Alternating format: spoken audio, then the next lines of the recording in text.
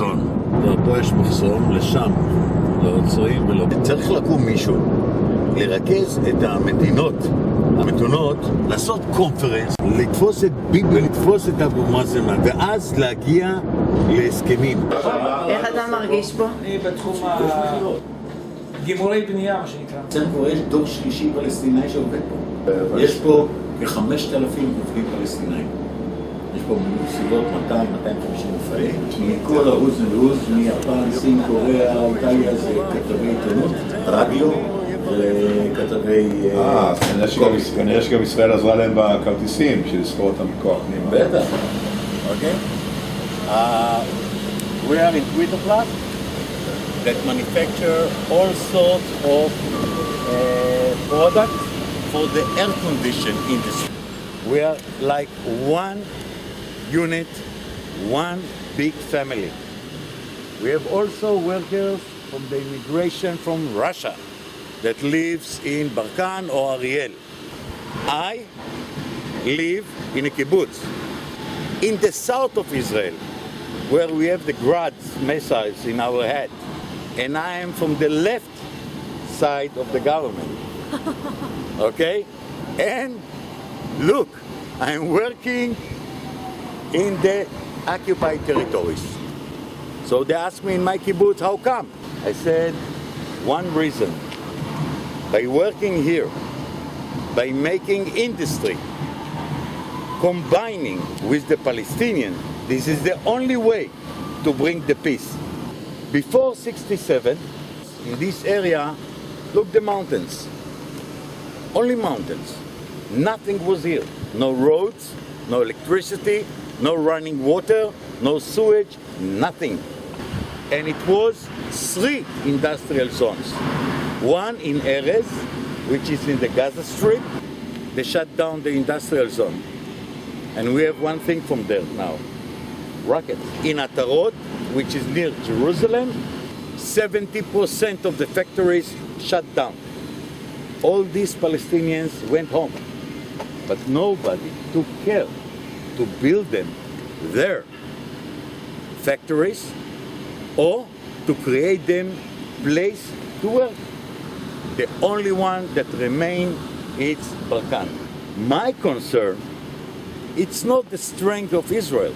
My concern is what 5,000 Palestinians that they are here working in this zone will do tomorrow morning when Europe will not buy our products. Our production will be reduced. By reducing production, you do only one thing. You fire workers. You know how much they will have with salary every month? It's maybe 150 by 200. Here, they get $1,400 a newcomer worker. So we get the same salary like the Israeli, including all the social rights. People ask me, you are not afraid to work here? No.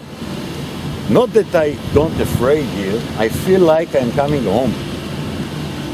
We are one big family. You see a nice example. There's a Russian woman, no problem. She doesn't speak English, but you can ask questions. I will translate. Like the work here is okay?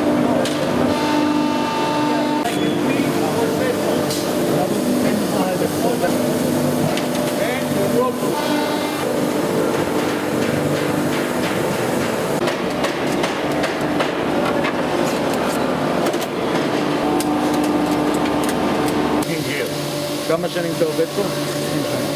He worked here 20 years. אוקיי? אצלנו בשטחים אין לנו מקומות עבודה. תנאים של העבודה שאנחנו מקבלים בו לא נמצאים אצלנו שם בשטחים. במשכורת שאני מקבל בו, אני לא אקבל אותה כאילו בשטחים. I'm the president of the Israeli-Palestinian Chamber of Commerce. Just to put you in a picture, generally in Israel there are about 45 binational Chamber of Commerce. Now, our main goal is to increase business between Israelis and Palestinians.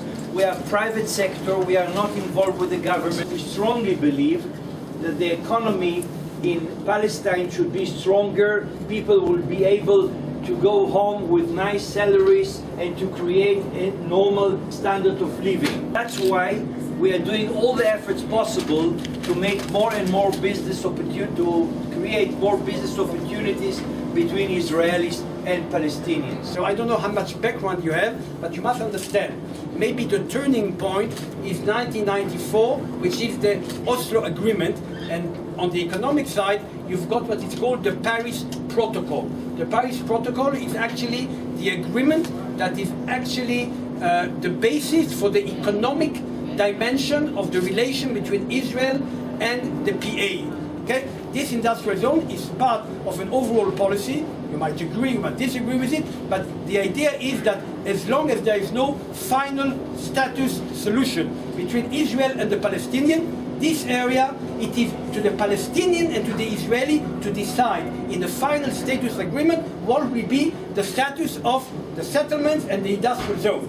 I learned that in Europe you started by economic integration and politics came later. That's how the common market was established, the European Union was established. So you let economic cooperation and you add to add the political dimension.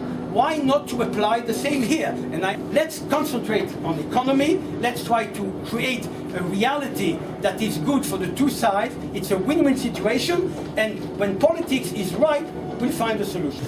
It's not even important, Right. because it's only a small portion of the export. So what's the fuss all about? I mean, and Europe, sorry, we're just angry at you, but why? It's maybe he has political views and he wants to make probably a political issue of that. Technically, it's ridiculous that this issue is actually poisoning the whole relation between Israel and Europe.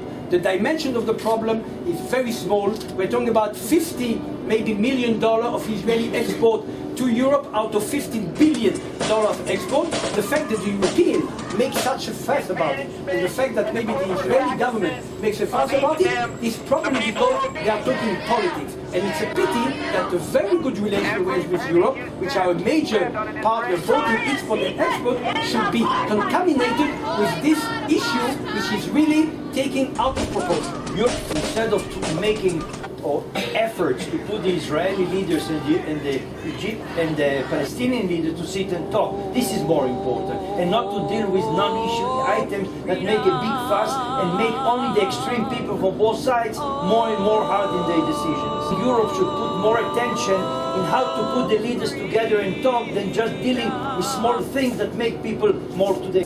When the products coming to the Europe, Yes. what would happen to the products? Nothing. Nothing. The labeling is on consumer goods, especially food and cosmetics.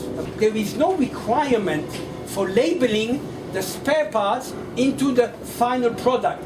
So when the final product comes out of here and goes to Europe, first it pays custom, second, according to the regulation of the country that imports, he will say it's produced in Barkan, Israeli settlement. That's the requirement, okay?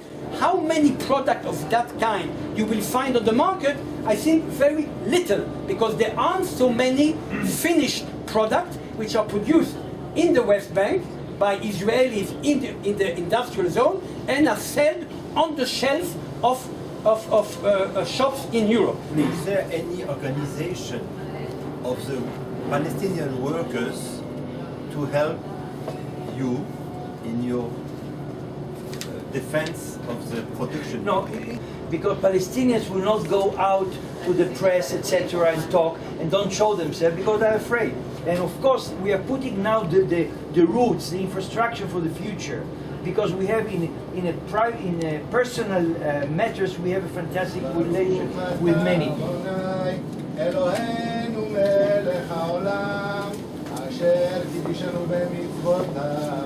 וציוונו להדליק נר של חנוכה.